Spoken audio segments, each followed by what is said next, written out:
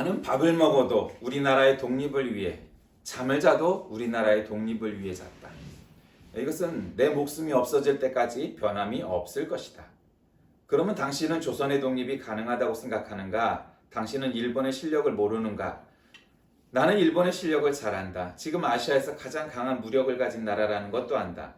그러나 나는 일본이 무력 많은 도덕력을 겸하여 갖기를 원한다.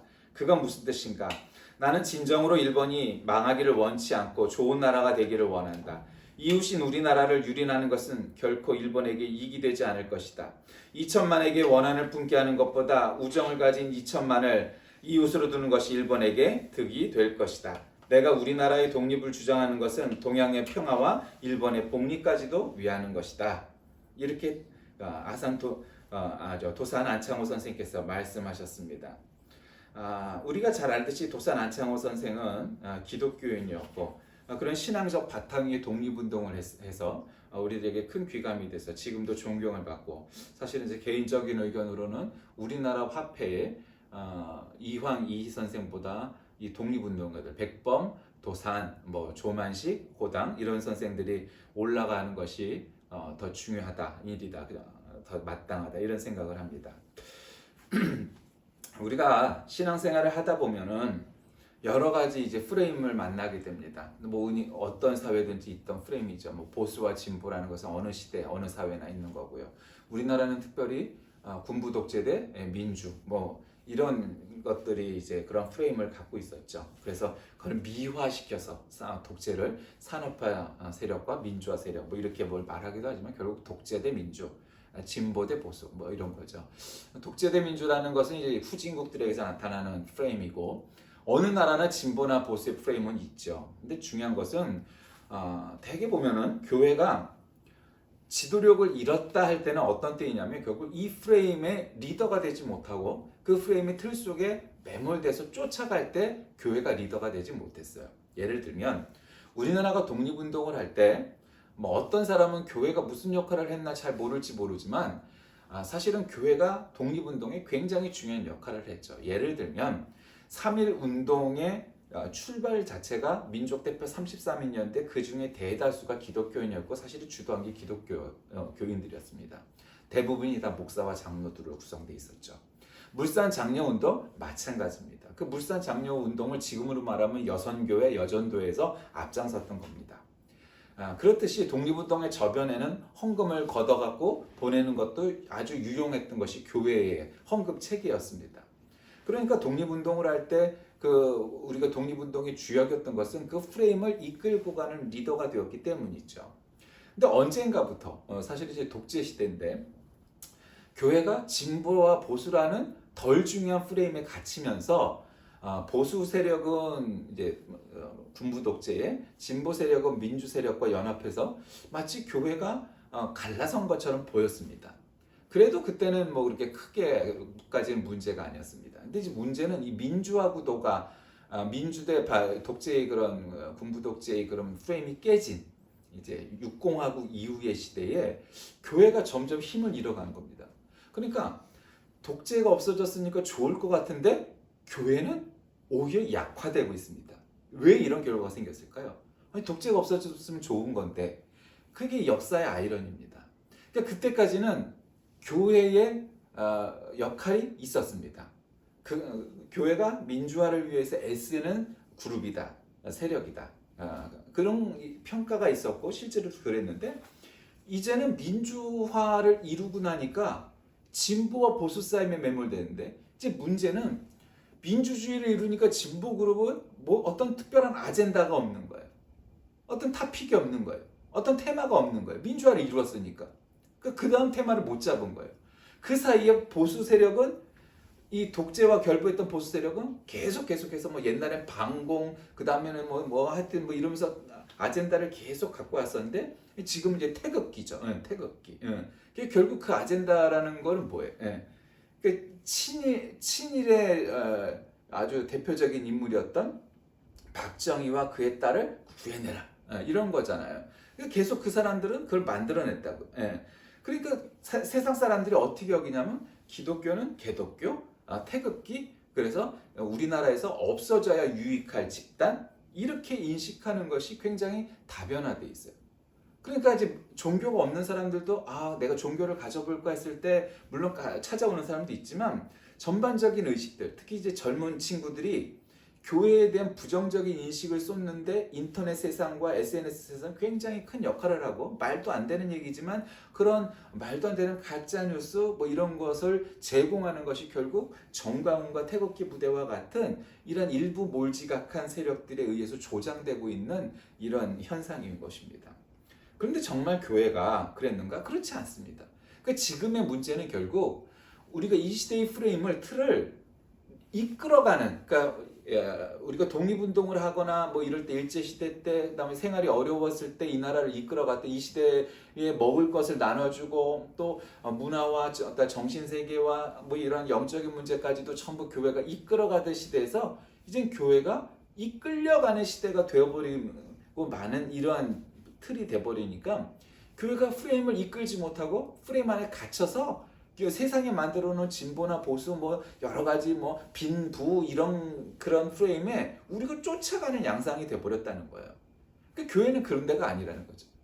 예수님이 보수적이다 하면은 보수적이고 엄하시고 그냥 율법을 어기는, 그래서 가장 잘 지킨다는 바리새인과 사두개인들과 서기관들을 향하여서 막 이 독사의 새끼들아, 장사꾼들을 향하여서도 마찬가지. 그러니까 요즘으로 얘기하면 대통령과 국회의원 그리고 재벌들을 향하여서 외치시는 거 아니에요. 이 독사의 새끼들아, 니들이 그따위로 하면서 무슨 민족의 지도자니 뭐 엘리트 계층이 그따위 소리를 해. 그런 거 다 내려놓고 하나님 말씀을 잘 듣고 말씀대로 살아, 이러면서 막 야단을 치시죠. 그럴 때는 아주 엄한 아주 보수적인 그런 느낌이 있고, 또 때때로는 아주 혁명적인 모습을 보이기도 하시죠. 그러니까 보수냐 진보냐의 문제가 중요한 게 아니고 이 시대의 어떤 프레임을 우리가 이끌어가느냐, 이 시대의 패러다임을 우리가 바꾸느냐. 그 여태까지는 그래왔는데 90년대 중반 이후에 2000년대가 되면서 교회가 그러한 어떤 세상과 이 나라를 향한 지도력을 잃어버리는 게 이제 문제가 있다, 이렇게 평가할 수 있습니다. 그런데 오늘 이제 본문에 보면 이제 미가서인데, 이 미가라는 사람의 그 이름의 뜻은 여호와와 같은 자가 누구냐라는 뜻을 갖고 있습니다. 아다시피 미가서는 게 큰 예언서, 선지서가 아닙니다. 우리가 흔히 소예언서, 소선지서라고 분류하는 그런 책이죠. 원래 이 미가는 남쪽 유다 나라의 왕 요담과 아하스 그리고 히스기야 시대 때 활동한 선지자입니다. 그 중에서 요담과 히스기야는 선한 왕이었습니다. 그런데 아하스는 유대 역대 왕 중에서 가장 포악한 왕, 우리나라로 따지면 막 연산쯤 되는 뭐 그런 왕이었습니다. 그 선지자의 미가가 이 정부의 배교와 학정을 목격하면서 그에 대한 하나님의 심판이 임박했음을 느끼면서 예언을 합니다. 왕은 그따위로 하지 마라, 이러는 거죠. 그 당시에 예언자, 선지자는 무슨 뭐 왕을 두려워하는 사람들이 아니었어요. 목숨을 걸고 모가지가 잘리는 한이 있어도 나아가서 왕은 회개하라! 뭐 이렇게 외치는 사람들이었죠. 그리고 그들은 정말 하나님께서 세우신 사람들이었고 정의로운 사람들이었습니다. 그러니까 그런 역할을 미가도 했었던 거죠. 그런데 오늘 이제 본문은 하나님의 구원에 대한 첫 번째 예언을 하는 건데, 그러니까 미래 왕국, 즉 메시아 왕국, 천년 왕국이 도래할 때 그 영광에 대한 예언입니다. 메시아 왕국으로 예표된 여호와의 전의 산이 세계의 중심이 될 것이다. 그러니 회개하고 말씀으로 돌아와라, 회개하고 하나님께 돌아오라, 이러는 거죠. 그러면서 오늘 본문에 말이래, 그 나라에, 이런 말이 나오죠. 그러니까 이것이 굉장히 종말론적 신학에 해당되는 거죠. 종말 신학에. 그러니까 우리가 종말에 천년왕국이 오고 예수님이 뭐 재림하시고, 뭐 예수님이 천년왕국 전이냐 후냐 뭐 이런 거는 뭐 신학적인 적이지만 뭐 어쨌든 관계없이 예수님도 재림하시고 천년왕국도 오고 뭐 이러면서 종말이 올 것이다. 이것이 이제 요한계시록이 우리에게 가르쳐주는 이 세상의 마지막 날에 대한 근황이죠. 그래서 오늘 말이래, 그 나라에, 이런 건 뭐냐? 야, 너희들이 이 따위로 살다가는 결국 세상의 종말을 부추기게 될 뿐이다. 그러니 왕도, 정치인도, 장군들도, 장사꾼들도, 또 이 나라의 모든 백성들 모두가 하나님께 돌아와라. 이스라엘이 이렇게, 유대가 이런 식으로 해서는 결코 안 된다. 이러면서 예언자들이 백성을 향하여 이렇게 외치는 거죠. 그것이 예언자들이 할 일이었어요. 원래 주전 712년에 과연 사마리아는 미가 예언대로 돌무더기가 돼버리죠. 그런데 이스라엘 백성이 그걸 딱 봤으면 어떤 생각을 해요? 야, 구약의 예언자들이 이 땅에 돌무더기가 되고 종교적인 아주 암흑의 시대가 올 거다라는 것을 예언했는데 그 말씀을 정말 토라를 둘둘둘둘둘 외웠던 사람들이라면 나라가 망했을 때 이 사람들이 회개하고 하나님 자기 옷을 찢고 회치를 하고 정말 하나님 이게 우리가 정말 하나님 말씀대로 살지 않아서 이 나라가 망하게 됐습니다. 우리가 하나님이 세우신 민족인데 이 지경이 됐습니다라고 회개를 했어야 되는데 우리가 아다시피 구약 시대 때는 이 반성의 역사가 없이 계속해서 하나님께 배교하는 죄를 짓는 일들이 반복이 되죠. 그게 지금 미가가 예언한 대로 이 사마리아가 돌무더기가 되어버립니다. 오늘 4장 1절에서 2절 말씀에 보면 오라 우리가 여호와의 산에 올라가서 야곱의 하나님의 전에 이르자 그가 그 도로 우리에게 가르치실 것이요 우리가 그 길로 행하리라 하니니 이는 율법이 시온에서부터 나올 것이요 여호와의 말씀이 예루살렘에서부터 나올 것이다. 우리가 잘 아는 복음성가의 가사말이죠.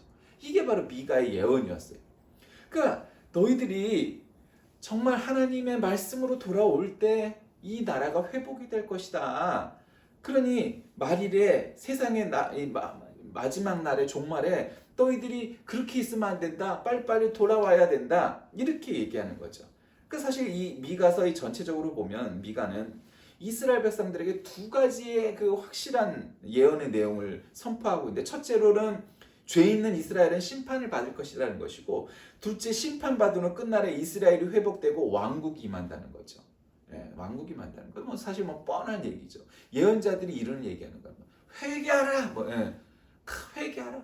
사실 우리나라에서도 이 기독교의 부흥기에 부흥사들이나 담임 목회자들이 늘 그 강단에서 회개하라 소리가 많이 났죠. 여러분 우리가 평양 대각성 대부흥운동 때도 결국 모든 미국의 아주사 대부흥운동 때도 마찬가지고 모든 이 대부흥 때 어떤 일이 결국 나오게 되나요? 어떤 한 지도자가 나타나죠. 그 사람이 대단한 사람이고 보잘것없는 사람이고 근데 그 사람이 나타나서 사실은 나타나는 게 아니고 원래 있었던 거죠. 근데 이제 세상 사람들한테 나타났다고 여겨져요. 그리고 그 사람이 외치죠. 회개하라 이러고 외치는 거죠. 그러면 그게 새로운 말이 아니고 다 아는 말이에요, 우리도. 근데 이제 문제는 거기에 하나님의 은혜가 성령의 감동하심이 있어서 사람들이 그 말씀에 꿇어 엎드리게 되죠.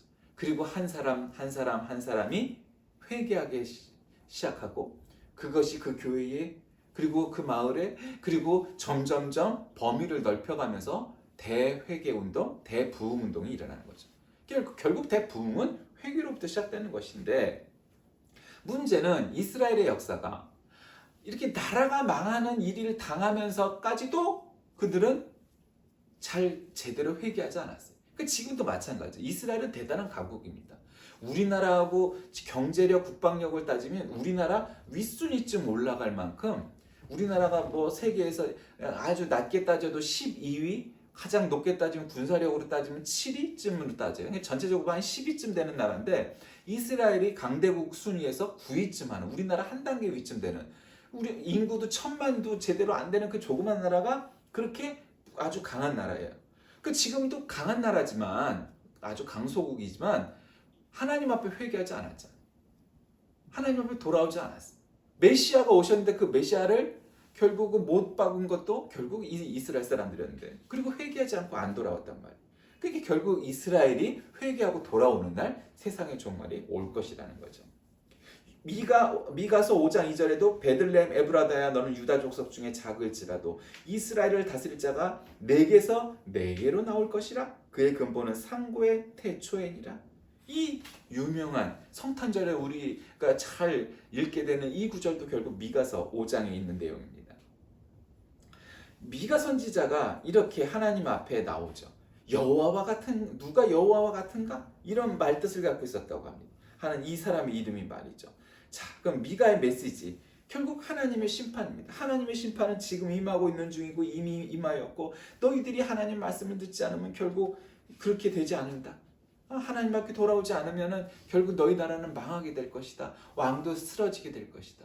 영원한 왕이 어디 있으며, 영원한 왕조가 어디 있으며, 영원한 나라가 세상에 어디 있느냐 이 말이죠. 지금 중국이 코로나 바이러스로 아주 창궐해 있죠. 그 처음에는 거짓말을 하고 진실을 말하는 의사를 갖다가 구속하였다가 그 말이 사실인 게 밝혀지고 결국 그 의사도 죽게 되었죠. 그 결국 거짓은 물러갈 수밖에 없는 거예요. 결국 진실이 승리할 수밖에 없는 거예요. 그것이 우익 독재든 좌익 독재든 결국 문제가 되는 거죠. 그러니까 결국 정직하게 그리고 민주주의를 그리고 언론을 제대로 살아나게 하지 못하면 그 나라가 망하게 되는 거예요. 대제국들의 흥망사, 게르마니아라든가 로마 제국 흥망사라든가 플루타크 영웅전이라든가 이런 역사서들을 보면 로마 제국이든 아니면 페르시아든 몽골이든 투르크든 아주 세계적인 그런 제국을 이루었던 나라들이 망하는데 여러 가지 이유가 있지만 그 중에 하나는 결국 그 나라가 도덕성과 정직성이 떨어졌기 때문에 그런 것이 있는데 결국 중국은 국방력이 약해서 망하고 인구가 적어서 망하고 경제력이 약해져서 망할 일이 있는 것이 아니고 결국 정직하지 못해서 망할 겁니다. 그러니까 공산주의 문제는 정직하지 못하다는 데 있는 거죠. 그러니까 나라가 잘못을 하면 참을 탈 수 있죠. 대통령이든 주석이든. 그럼 비판을 할 수 있어야 되는 거죠. 그 비판을 통해서 바로잡을 수가 있기 때문에. 근데 이제 그게 안 되니까 이게 잘못을 해도 당신 잘못했습니다라고 말해주는 사람이 없는 거예요.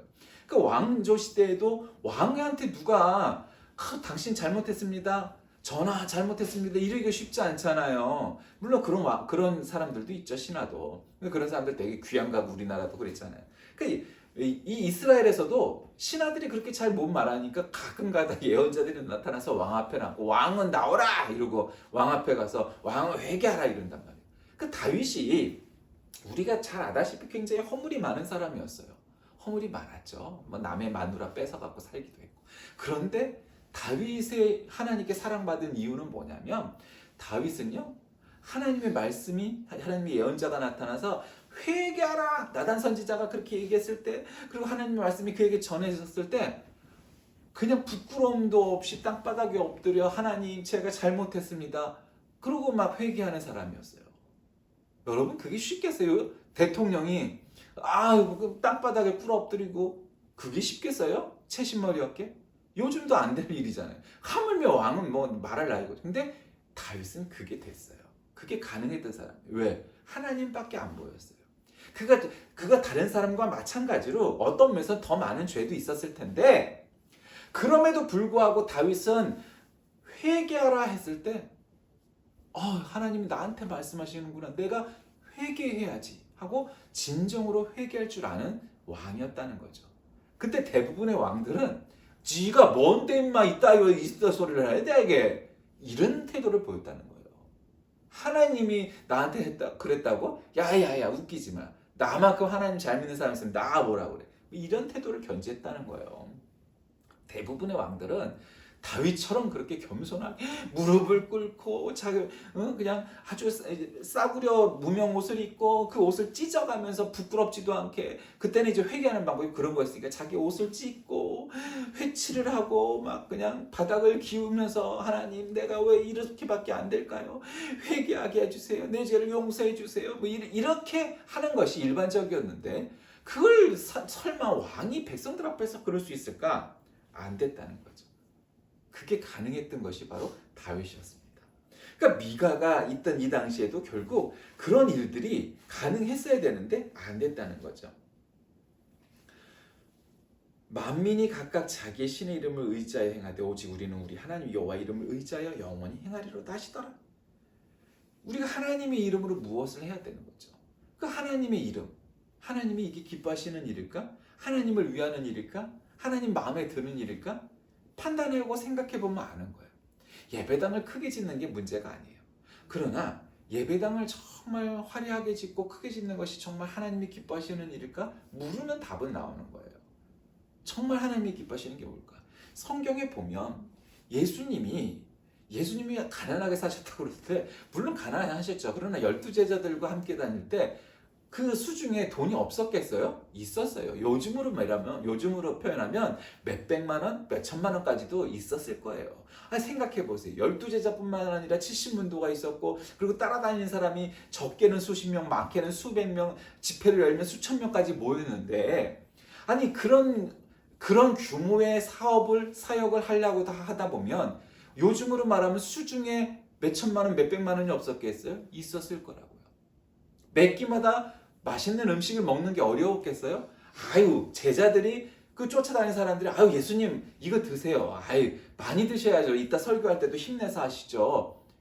왜 안 그랬겠어요? 예수님 좀 여기 나갈 때는요. 멋있게 흰 옷을 갖다가 새 옷을 입고 새로 맞춘 옷 입고 나가세요. 왜 안 그랬겠어요? 근데 예수님이 그리 하셨나요? 아니요, 안 하셨어요. 옷 두 벌을 채 갖지 않으셨어요. 맛있는 거, 좋은 음식으로 채우지 않았어요. 좋은 잠자리 바라지 않으셨어요. 그리고 다른 모든 사람들과 같이 갔어요. 그 모습을 보면서 우리가 생각하는 건 뭐예요? 교회를 크게 지을 수도 있죠, 부흥하면. 그러나 너무 화려하게 지어서 감히 가난한 사람들이 그 예배당에 발을 딛기가 두렵고 어울리지 않고 겁이 날 만큼 화려하다면 그 예배당이 정말 하나님이 기뻐하실 만한 예배당이 될까요? 교회가 커지는 게 나쁜 일은 아니죠.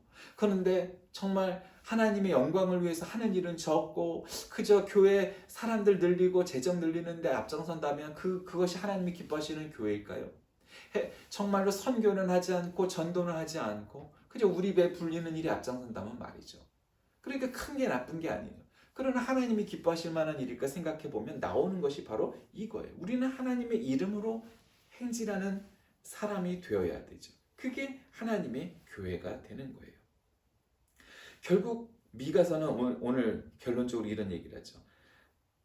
딸 시온의 산이여 이전 걷는 곳 딸 예루살렘의 나라가 내게로 돌아오리라. 이런 말씀으로 결론을 맺고 있어요. 그러니까 여러분 뭐예요? 결국 하나님의 나라가 말년에 돌아오게 돼 있어요. 하나님의 나라가. 그럼 하나님의 나라가 얼른 오게 하려면 어떻게 되겠어요?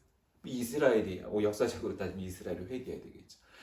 세상에 많은 사람들이 돌아와야 되겠죠. 그러나 마지막 날에도 끝까지 믿지 않는 사람들은 존재할 것이고 적그리스도 세력은 남게 될 것이고 그렇게 하나님과 교회와 성경을 비난하고 욕하는 자들은 그때도 있을 거예요. 멸망의 구렁텅이로 지옥의 불에 들어갈 자들이 결국 있죠. 그러나 하나님이 바라시는 건 뭐예요? 모든 사람들이 하나님을 믿고 구원받아 영생의 길로 들어서길 바라시는 것이고 그러기 위해서 우리 교회가 있는 거예요.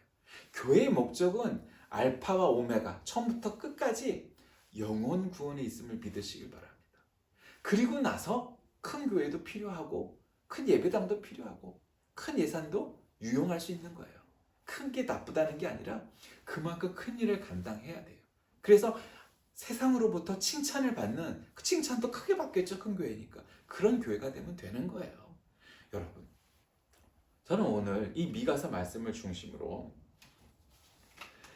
프레임의 리더가 되라 이런 제목으로 말씀을 나누고 있습니다. 오늘날 우리에게 미가서가 주는 교훈이 과연 뭘까요? 잘 이름도 듣도 보지 못한 사람도 덜어 있을 수 있어요. 성경 구절은 우리가 잘 알지만 그렇게 유명한 이사야나 예레미야나 이런 예언자와 같은 그런 인물도 아니에요. 그러나 작은 내용의 이 선지서가 기록되어 있지만 결국 이 미가서가 우리에게 주는 교훈은 이스라엘 민족이 미가의 예언들대로 나라가 망해서 2000년 동안 나라를 잃고 방랑생활을 했지만 결국 그들이 회복할 수 있었던 까닭은 뭐냐면 그들이 메시아는 몰랐지만 이 미가서와 같은 예언서를 보니까 우리가 하나님을 떠나고 신앙생활을 제대로 안 하니까 나라가 망하게 될 것이지만 결국 딸 예루살렘에 즉 예루살렘에 돌아가서 다시 예루살렘이 회복이 될 것이라는 그 믿음을 갖고 2000년 동안 나라도 없이 그 민족적 아이덴티티를 지켰다는 거예요. 여러분 나라가 없는데 2000년 동안 아이덴티티를 지킨다는 게 그렇게 쉬울까요? 그것도 쉽지 않은 일일 거예요. 그런데 문제는 그리고 나선 아무도 거기에 살고 있지 않은데 이 유대인들이 전부 예루살렘으로 돌아와서 나라를 세웠잖아. 이스라엘 공화국을. 지금도 쿠르드족이 터키하고 싸우는 까닭이 뭐예요? 쿠르드족은 나라가 없는 가장 큰 민족이에요. 그래서 터키, 이란, 그다음에 러시아 이런 그 변경 지역에 흩어져 있어요. 그러니까 엄밀하게 얘기하면은 그 쿠르드족이 거기에다가 나라를 만들어주면은 이제 그 중동이 좀 더 평안할 수 있을 거예요. 결국 IS가 탄생한 것도 이 쿠르드족과의 연관이 있는 거예요. 그러니까 그런 일들이 우리에게 있었던 거죠. 근데 그것이 불가능한 것은 그들이 저기 한 거예요. 그래서 그 사람들이 오히려 무슬림들이 자기 이슬람교 나라들이 자기를 공격하니까 이 사람들이 종교를 개종을 하는데 미국이 정말로 진심으로 끝까지 배신하지 않고 했으면 그들이 기독교로 개종을 했을 수도 있겠죠. 그런데 그렇지 않고요. 조로아스터교로 개종을 한대. 지금 역사서에는 우리가 보았던 바로 그 조로아스터교로 말이죠. 이슬람교가 싫으니까. 왜 그렇겠어요? 프레임이 그들을 이 자신들이 정말 뭐 신주단지 모시듯이 했던 이슬람교가 이게 참 종교가 아니고 이게 폭력의 종교구나 이렇게 깨달으니까 이슬람을 버리고 싶었던 거예요. 근데 차마 기독교로는 못하고 조로아스터교로 개종을 하는 일이 발생하게 된 거죠. 말씀을 정리합니다. 오늘날 우리가 이 시대의 프레임을 이끌어가는 거, 패러다임을 바꾸는 거 이런 것들이 우리에게 정말 중요한 까닭은 우리가 역사적인 맥락과 또 시대적인 흐름을 잘 읽으면서 우리가 이 시대를 이끌어 나가야 한다라는 정신을 똑바로 안고 있으면 우리가 쓸데없는 짓 안 하고 이 시대를 정말 이끌어 나갈 거예요. 그래서 정부에서 정치하는 사람들이 교회의 눈치를 볼 거예요. 정치인들이 맨날 잘못할 때마다 교회가 일성을 가는 거죠. 돈 받지 마라. 정직하게 해라. 왜 밀실 야합하냐? 왜 맨날 그따위 짓 하냐? 국민을 위해서 국회를 안 열고 맨날 광장에 나가서 데모만 하냐? 야단을 쳐야 되는데 그거에 동참해서 앞장서는 것이 바로 교회이기 때문에 문제가 발생하는 거죠. 여러분 이 시대의 프레임은 뭡니까? 이제는 반공대 자유니 독재대 민주니 진보대 보수니 하는 프레임일까요? 아닐 거예요. 저는 이 시대의 프레임을 건다면 그건 애국 대 매국이라고 생각을 합니다. 그것은 100년 전에도 마찬가지였고 물산장려운동, 그다음에 기미 독립선언, 독립운동의 역사, 우리나라의 모든 그 이후의 역사들을 놓고 보면 결국 애국 대 매국의 세력의 문제였던 거예요. 왜 교회가 애국의 중심에 있었고 애국을 이끌어가는 프레임의 리더였는데 오늘날 매국의 리더가 된 것처럼 보이게 만들고 또 실제로도 그렇게 매국의 리더가 된 자들이 있단 말이에요. 이 시대는 나라를 위한 자냐, 나라를 팔아먹는 자냐 하는 애국 대 매국의 프레임을 걸고 살아가고 나가고 이끌어가야지 이게 무슨 보수니 진보니 보수적인 사람도 있고 진보적인 사람도 있고 나도 때때로 보수적일 수 있고 진보적 그런 틀은 아니다 이 말이죠. 결국 애국 대 매국의 프레임을 걸고 가야 돼요. 그래서 우리 교회가 애국의 프레임의 리더가 돼서 교회가 정말 이 나라를 위하고 이 나라를 사랑하는 집단이고 사람들이라는 것을 보여줘야 되고 그것이 인정받아줘야 되고 맞아 정치인들의 말이 아니라 교회의 말을 들어야 이게 우리가 애국자가 되고 나라를 위한 길이야 라는 믿음이 생기게 만들어줘야 돼요. 그래야 우리가 하는 영적인 말들, 신앙적인 이야기들, 복음도 그들 귀에 들리게 돼 있는 것이지 지금처럼 반동처럼 나라를 팔아먹는 자 앞잡이로 이렇게 만들어 놓은 이 지경의 복음을 아무리 얘기해봐야 들리지 않는다는 거예요. 그래서 프레임의 리더가 되는 것이 굉장히 중요하다는 얘기예요. 우리가 지금보다 숫자가 적었을 때에도 우리가 독립운동을 하고 물산장려운동하고 애국운동을 했을 때 교회의 영향력이 어마어마했었어요. 그러나 지금 그렇지 않아요. 훨씬 더 많은 교회가 생겼고 많은 신자가 생겼지만 그렇지 않은 것은 결국 우리가 애국의 리더가 되지 못했기 때문이에요. 교회가 먼저 나라를 사랑하고 교회가 먼저 신자들이 먼저 나라를 사랑하는 것을 보여서 정말 교회야말로 기독교인들이야말로 애국의 리더이고 애국의 앞잡이라는 것을 인식시킬 수 있도록 앞장서는 우리 모두가 되시길 주의 이름으로 간절히 기도합니다. 살아계신 하나님, 교회가 이 나라의 리더가 되었던 적도 있었지만 지금은 그렇지 못합니다. 그 모든 까닭이 우리가 애국의 대표적인 리더가 되지 못하고 오히려 반대의 경우로 인식되기 때문입니다. 이 나라가 어려울 때 독립운동을 했고 물산장려운동을 했고 또 민주화운동을 했던 정말 하나님이 쓰셨던 그 사람들처럼 오늘날에도 교회만큼 나라를 사랑하는 사람들은 없어. 이런 칭찬받는 모두가 되게 하셔서 우리가 전하는 복음도 그들에게 당연히 믿어질 수 있는 그 시대가 오게 하여 주옵소서. 예수님의 이름으로 기도드립니다.